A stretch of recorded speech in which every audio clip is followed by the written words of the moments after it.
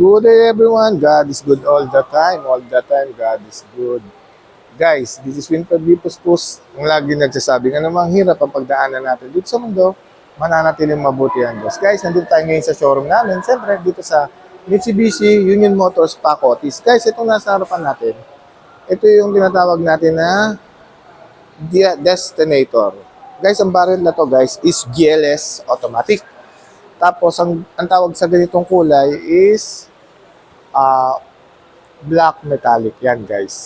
Guys, madidistinguish nyo kapag ang variant ng Destinator is GLS. Kapag sa front grille design niya, guys, makikita mo, guys, body color. Siyempre, si GLX din naman, naka-transparent yung kanyang bumper. Pero guys, kasi, si pagdating naman kasi kay GT variant, ang front grille design ni GT variant is yung parang yung gray na kulay. Yon.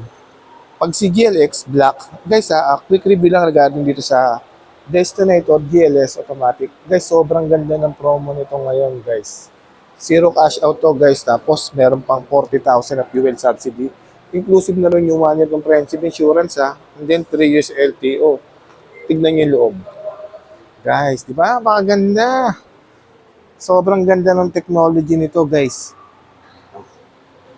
Yan, guys, sobrang ano. Ito, guys, sige, simulan muna natin sa kanyang front fascia. Hindi, discuss ko muna yung promo. Yung promo kasi ngayon nito, guys, zero cash out. Inclusive na yung 1 year comprehensive insurance, 3 years LTO, and then shattered mortgage. Tapos, guys, meron ka pang fuel subsidy na 40,000. Yan, guys, Guys, ikutan na natin. Simulan natin dito sa kanyang windshield. Siyempre, guys, equipped with the laminated windshield. Pero guys, kasi pagdating naman dito sa kanyang front grille design o tinatawag natin na front fascia, yung mukha ni X-Force GT, X-Force. Guys, si X-Force na dinugtungan lang ng 7-seater kasi si X-Force is 5-seater, di ba? Ganito-ganito yung mukha nun, guys. So ngayon, ang pinagkaiba lang nila ginawa tong 7-seater, tapos ngayon marami nagsasabi na underpower daw kasi yung engine ni X-Force, engine ni Expander, same lang nung engine nito. Pero guys, yung engine nito, guys, alam niyo kung familiar kayo sa Atkinson cycle. Guys, yung engine nito, guys, pinalakas to. Meron na tong water-cooled turbocharged, guys. Siyempre, para sila ng engine. Ang engine nila is 1.5 liters, 4-cylinder inline, double overhead camshaft with the technology of Maybach. Pero ito, guys, naka-turbocharged to, guys. Guys, yung horsepower nito, guys, is 163 horsepower at 5,000 RPM. Tapos yung maximum torque nito, guys, 250 to 2,500 to 4,500 RPM. Guys, pwedeng humatak ng sasakyan yun. Kahit pataas, guys, kaya humatak ng sasakyan ito. Ang kagandahan dito, guys, yung turbo niya, guys, water-cooled turbo. Hindi katulad ng ibang turbo na kailangan nung ginagamit ng ibang technology. Siya, guys, hindi. Water-cooled turbo. Tapos kasi, guys, yung Atkinson cycle kasi, yun yung ginagamit sa electric. Ngayon, in-apply dito. So, siyempre, alam naman natin na electric, hindi gumagamit ng gasolina. Ngayon, guys, in-apply dito sa gasolina, kaya napakatipid sa gasolina nito. Yun, guys, Siyempre, ito, Expander Destinator GLS automatic. Naka-transparent ang kanyang front grille design. Siyempre, equipped with the multi-around camera. Ayan, naka-multi-around camera yan, guys. Tapos, siyempre, mayroong mga sensor dyan sa harap. Ayan. Tapos, siyempre, equipped with the LED daytime running light. Yan, naka-LED na yan. Tapos, naka-LED projector headlight. Tapos, naka-LED fog lights na yan. Yan. Tapos, guys, pagdating naman sa kanyang side profile. Yan, dito sa kanyang side profile, guys. Ganda ng mugs, no? Naka-two-tone alloy wheels na siya, guys. Siyempre, sa kanyang gilid, guys, no? Merong fender flare o tinatawag natin mudguard. At ngayon, ang tawag dito, wheel arch. Parang ganun ang technology nila. Tapos, siyempre, grabe yung side skirt, no? Guys, yung body cladding niya, ano yan, guys, nakakabit talaga yan, kasama talaga yan. Built-in talaga yan. Pogi. Yan, guys, balikan natin yung kanyang side profile. Guys, yan. Two-tone alloy wheels. Ang sukat ng gulong niya, 225 by 55 R18. Yan, guys. Naka two-tone alloy wheels siya.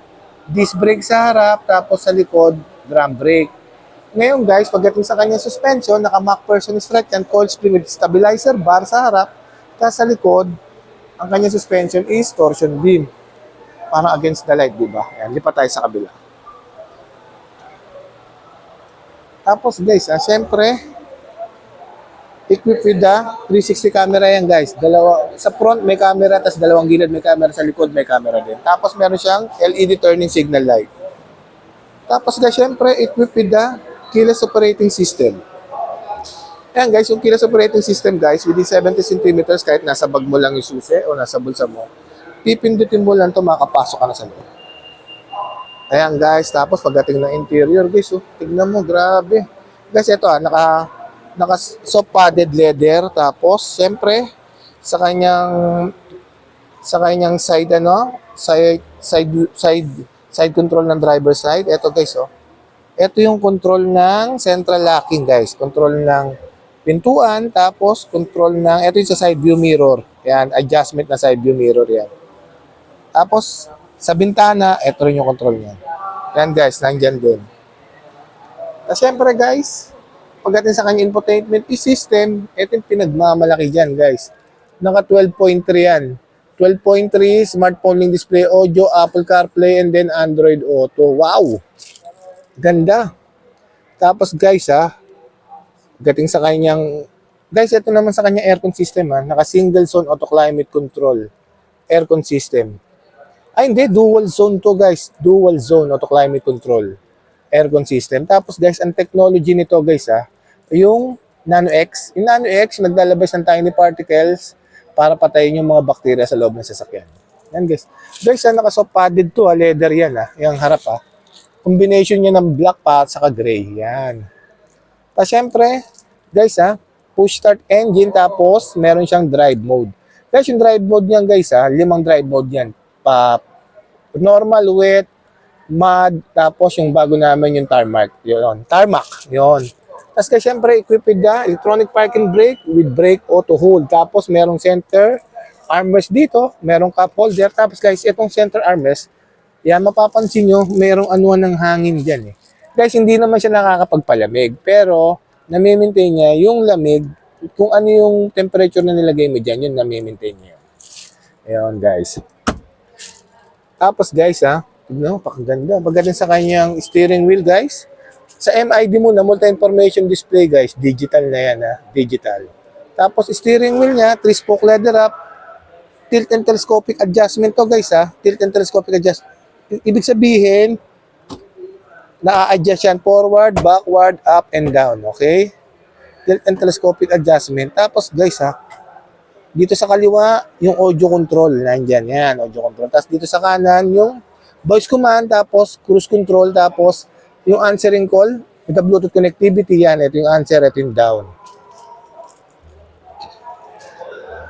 Yan guys. Tapos guys pagdating ng mga safety features guys, equipped din to na anti-lock braking system, electronic brake push distribution, wheel start assist control, tapos meron din siya Mitsubishi Active Stability and Traction Control, tapos meron din siyang blind spot warning. Ayan guys. Meron din yung blind spot warning. Ayan. Tapos guys, punta tayo rito sa kanyang second row. Guys, dito naman sa kanyang second row guys, eto guys may seat pocket dito Ano to seat tray, back seat tray yan. May lalagyan, actually guys, naka-plastic Lalagyan, pag gusto mong kumain, may back seat tray, tapos may lalagyanan din dyan ng may cup holder din yan. Siyempre, yan guys, merong air control dito. Yan. Tapos, siyempre, meron sa ilalim nun, merong charging port. Yan guys. Tapos sa taas, meron din control. Tapos guys meron tong ISOFIX. Tapos seat belt. Second row seat belt. Third row guys, meron din yung seat belt. Ayan, meron din seat belt. Tapos meron din cup holder doon. Yan guys Tapos, ito yung lalagyan ng tools. Lalagyan ng tools. Tapos, may charging port din dito. Ayan, may charging port din. Tapos, meron din cup holder dito. Ayan, cup holder. Diba? Paganda. Destinator GLS to guys Ayan guys. Tapos guys, dito sa likod, built-in spoiler na siya. Yan guys, naka built-in spoiler na yan with LED, high mount stop lamp, o tinatawag natin na third brake light.